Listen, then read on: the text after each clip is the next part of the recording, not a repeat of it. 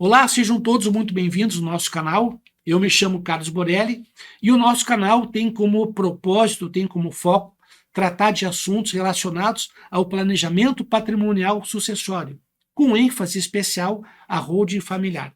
No vídeo de hoje, eu quero tratar de um assunto de extrema relevância que está relacionado ao projeto de lei número 4 de 2025, que trata de várias atualizações do Código Civil. Mas antes de entrar no assunto propriamente dito, eu peço que você deixe o seu like e também que você se inscreva no nosso canal para que esse conteúdo possa chegar ao maior número de pessoas possíveis por causa da importância do tema. Mas no vídeo de hoje eu quero dar uma ênfase maior em relação ao regime de comunhão parcial de bens, sobre quais bens que entram na comunhão e quais bens que deixam de entrar na comunhão. Em relação a essa comunhão de bens, ela é tratada no artigo 1660. E esse projeto 04 de 2025, ele inclui dois incisos no artigo 1660, que é de extrema importância e que vai mexer sensivelmente com os planejamentos sucessórios já em andamento e os futuros também. Então acompanhem comigo. O que nós vamos aprender nesse vídeo de hoje? Primeiro, o que é o regime da comunhão parcial de bens? Quais são os bens que se comunicam? Quais são os bens que são excluídos? A comunicação dos frutos? A comunicação da valorização das cotas e ações? E, por fim, eu vou falar no uso da cláusula Change in Law. Afinal de contas, o que é essa cláusula Change in Law e no que ela se aplica em relação à comunicação ou exclusão de bens no casamento ou na união estável, redigidas ou regidas pelo regime da comunhão parcial de bens. Então, vamos lá. Regime de bens. Qual é o conceito e importância? O Código Civil, na realidade, ele prevê a existência de 3 regimes de bens que servem tanto para o casamento quanto para a união estável. Então, é o da comunhão parcial de bens, a comunhão universal e a participação final nos aquestos. E o que vai nos interessar no vídeo de hoje é o regime da comunhão parcial de bens. Quais são os bens que se comunicam? Repito, tanto na constância do casamento quanto da união estável.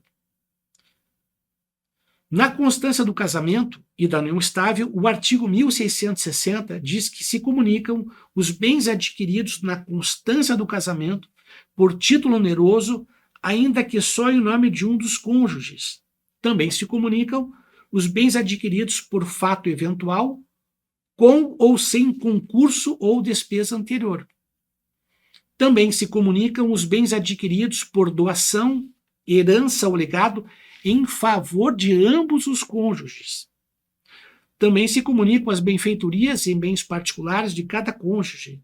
E, por fim, os frutos dos bens comuns ou dos particulares de cada cônjuge, percebido na constância do casamento ou pendentes ao tempo de cessar a comunhão. Mas agora eu quero dar uma atenção especial no inciso 1º do artigo 1659, que diz o seguinte, que não se comunicam, são incomunicáveis, os bens que cada cônjuge ou convivente possuir ao casar e os que lhe sobrevierem na constância do casamento, por doação, por sucessão e os subrogados em seu lugar. Então, só repetindo, se eu tenho um imóvel antes de casar ou antes de fazer a formalização da união estável, esse imóvel não se comunicará com a minha esposa nem com a minha convivente. E também se durante o casamento ou união estável eu receber qualquer bem em doação ou em sucessão, esse bem também não se comunica.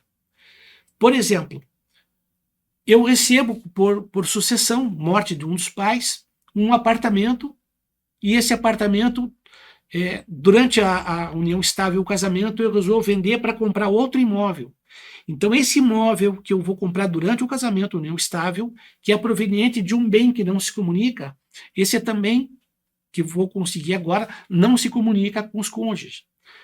E esse bem também, então, que eu comprei durante o casamento e a união estável, fruto da venda de um bem anteriormente que eu já tinha e que é incomunicável, esse bem continuará pertencendo só a mim. E aí que entra o problema. Por quê? Porque houveram alterações de extrema importância nesse projeto número 4 de 2025. Então, qual é o principal efeito desse projeto? Mas, afinal, o que esses incisos 8 e 9, que se pretende acrescentar ao artigo 1650, tratam? O que eles dizem?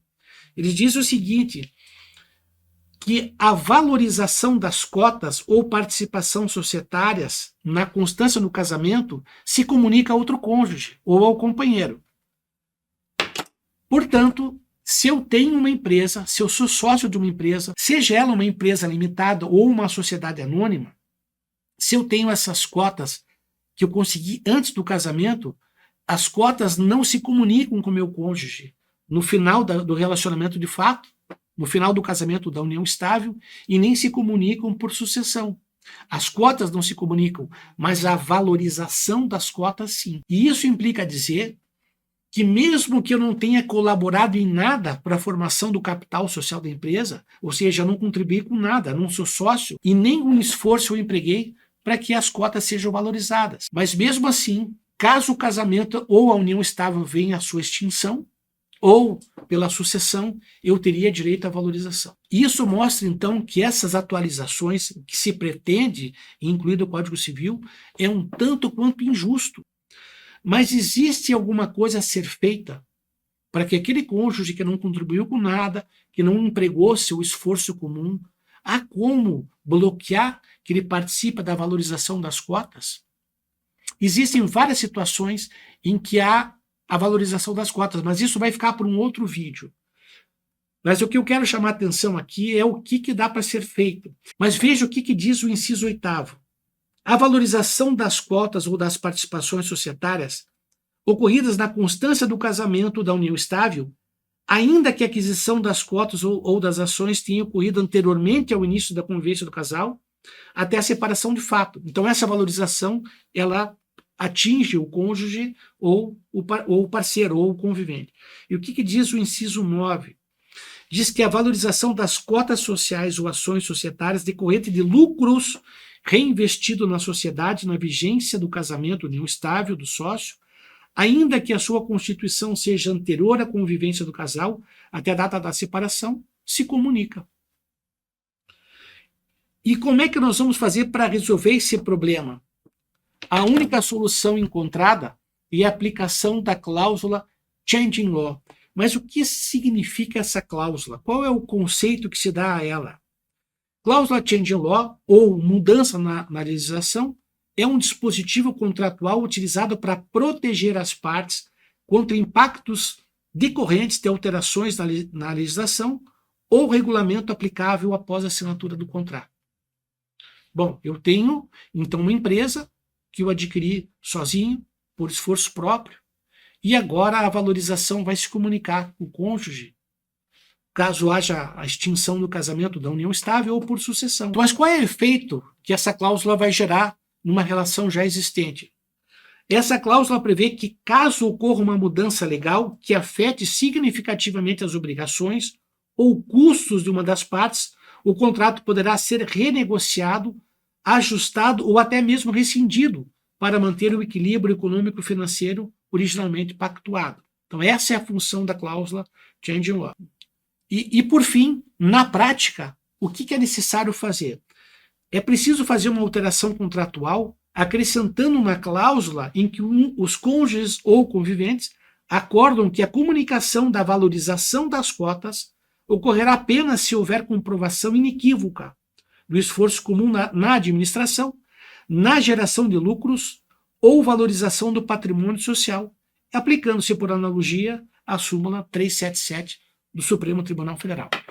Então, para as holdings já feitas, ou para aquelas que estão em andamento, ou para as próximas que vão se iniciar, é aconselhável, em relação a essa alteração do artigo 1660, a inclusão desses dois incisos, 8º e 9º, então é muito prudente que o profissional que está à frente do planejamento sucessório adote esse tipo de cláusula, justamente para resguardar e salvaguardar um patrimônio do seu cliente, que seria injustamente partilhado com quem não deu causa nenhuma. Então, chegando ao fim desse vídeo, eu peço mais uma vez, gentilmente, que você deixe seus comentários do que você acha. Você acha que é justo que um cônjuge que não fez nada para o crescimento da empresa, que não colaborou para a constituição da empresa, ele participar da valorização das cotas? Então esse era o assunto que eu quis trazer para vocês, a título de reflexão sobre a possibilidade da aplicação ou não dessa cláusula que para muitos é desconhecida. Muito obrigado pela sua atenção e até o próximo vídeo.